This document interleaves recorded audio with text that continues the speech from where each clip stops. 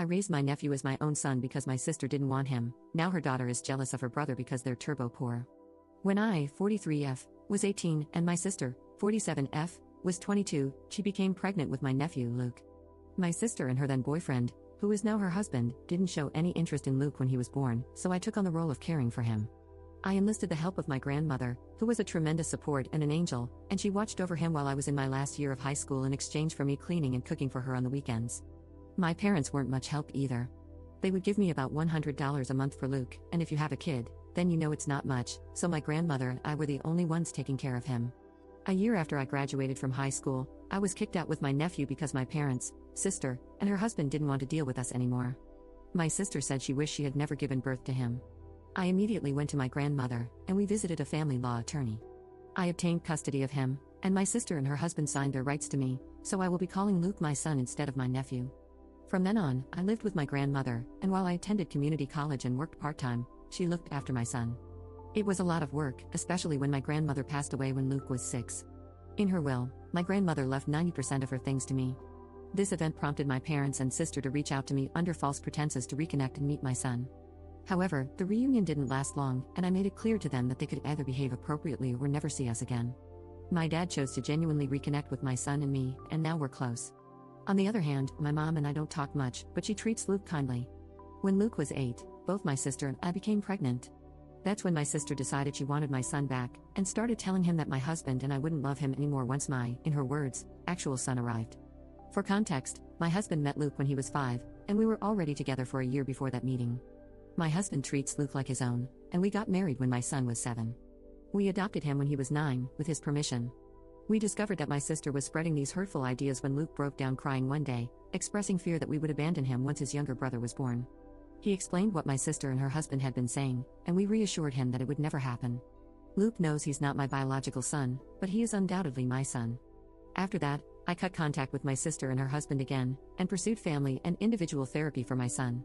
When I finally gave birth to his younger brother, I made it clear to Luke that our love for him hadn't changed. About 2 years later, when my sister reached out, I decided to go low contact with her, with the approval of my son and husband. My husband and I live comfortably, while my sister and her husband sometimes struggle financially.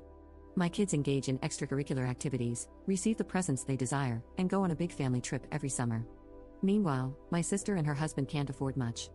When my niece was around 9, my sister began making comments about how I needed to pay for this or that for my niece, and I told her it wasn't my responsibility. Although I gave my niece the gifts she wanted, and took her out from time to time, it wasn't even close to how I treated my own kids. Now, my second son is turning 17, and my husband and I were discussing getting him an affordable starter car, just as we did for Luke when he turned 17. Simultaneously, my niece is also turning 17, and apparently, my sister told her she would get her a car. However, my sister can't afford to buy her one, so she asked me to do so. I refused, explaining that I hadn't promised her a car, and it's not my responsibility to provide one. My sister got upset and didn't talk to me for a while after that. When my son's 17th birthday arrived, we surprised him with a car. A couple of days later, my niece called me, screaming and crying, asking why I hate her and why I can't treat her the same as her brother.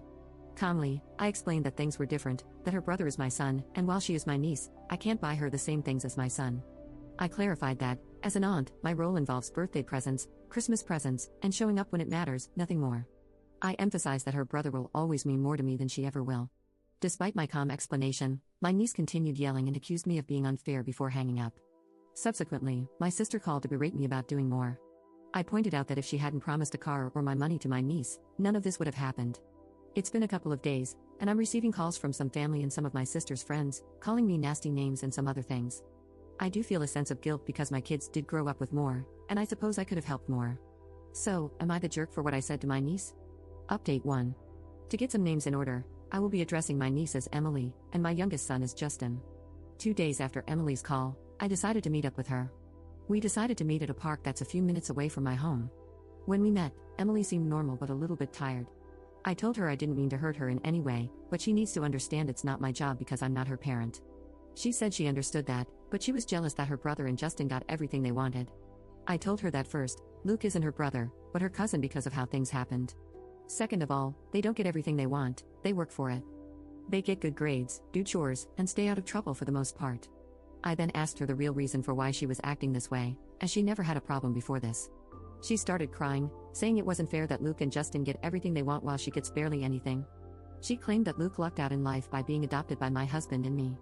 She asserted that she deserves to have what my sons have, and that as family, I have to take care of her too. I told her that she is part of my family, but not my child. I do love her, but she's not my responsibility. I then asked her why she feels so strongly about it. She said that even though her parents take good care of her, she feels like she's just an obligation to them. When she sees how Luke and Justin were raised, she gets jealous because, in her eyes, we don't view the boys as an obligation. According to her, we are a family that's always together, always works through problems, and helps each other. Even though I stayed in her life and took her out with my family, she always felt jealous that she had to be the one to leave. She felt second place and believed that since I took in Luke, I should take her in with no problem. I told her that while I understand her feelings, I'm not going to treat her as my kid. I didn't raise her, but I do love her. It's her parents' job to get her a car or to help her get one. She got more upset, saying that I clearly don't care about her, and she left. I texted her, saying that I do care for her, but I'm not her mom, and it's not my job. After I got home, my husband and I talked, and we decided to call my sister. I told her that my family and I are going full no contact. My sister then asked about how I'm going to get in contact with Emily. I told her Emily is almost an adult, she can contact me if she wants. She then asked me if I was going to get Emily a car. I said no and told her that it's her job, that she's her mother and needs to act like it. Emily needs her to be a mom, and I hung up the phone, blocked, and deleted her number. The next day, I got a call from my mom. She believes that I should give Emily some money for a car if I won't give her one. I told her I wasn't going to do that and hung up because all it's going to do is cause a fight. I then called Dad and explained everything, and he thinks I'm right. Later, my dad called, asking if he could come over on Wednesday. When he showed up, he was visibly upset.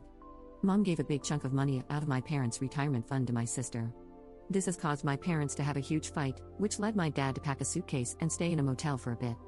Now I'm no contact with my sister and mom, and I'll be going low contact with my niece for now. Update 2. About a week after the post, I decided to talk to Emily, and we agreed to meet at my home. I asked everyone not to be home because I wanted her and me to talk privately. When she showed up, she didn't really want to look at me, and I asked her if I could give her a hug. She nodded her head, and the minute I hugged her, she cried. She said she was sorry for how she acted, and I told her she didn't need to apologize. I asked her about how her parents treat her again to understand more about what's going on. She told me that her dad treats her well and tries to spend time with her, but he's busy because he works 2 jobs. While my sister is home more, she usually just keeps to herself, and doesn't really like to be bugged. I then asked her if she feels like she's been neglected. She said no, just sometimes they don't have family time that much because her parents argue a lot, especially about money. Sometimes her mom does make her feel like an obligation, but she knows that they do love her. I brought up her referring to Luke as her brother, and asked if she truly felt that way about him. She explained that she sees him as a cousin but thought that if she played the brother card, I might feel inclined to help her. So I asked her if she knew how I ended up adopting Luke, and she confirmed that she knew, and that her dad had explained what happened. Apparently, my sister sugarcoated it, whereas her dad told her the blunt truth, the complete truth. I then asked her if she would like to spend a fun day out with me on Saturdays. She got excited and expressed that she would really like that. So, that weekend, we visited a restaurant she had been wanting to try, had a good time, and then went to a bookstore because she loves to read, and I bought her a couple of books that she wanted. When Emily and I were supposed to have our second weekend out, I had to cancel because Justin ended up in the hospital. While at football practice, he got tackled, which knocked the wind out of him and caused a bad asthma attack. This happened on a Friday, and Justin stayed at the hospital until Sunday. Emily and I were supposed to go out on Saturday, and that morning I called her and told her I had to cancel. Before I could tell her why, she started yelling at me, saying I never cared about her and hung up the phone. I tried calling her back, but it went straight to voicemail. Then I sent her a text saying that I didn't mean to hurt her, but Justin was in the hospital, and that we can have our day next weekend, but I never heard back from her. 2 days ago, my family and I were out for a family night when my neighbors called, saying that they called the cops because someone was vandalizing one of our cars. When we got home, the cops were there, and it was Justin's car. The car had scratches, little dents, paint, and there were 2 broken windows. My husband and I checked our security footage, and you could clearly see Emily and someone else vandalizing the car. My husband gave the video copy to the police, and Emily and her friend got arrested the next morning. My sister and mom came to my house, screaming that I was ruining my niece's life, and if I loved her, I would drop the charges. My husband is adamant that we don't drop the charges, and Justin and Luke agree with my husband, so that's where we stand now.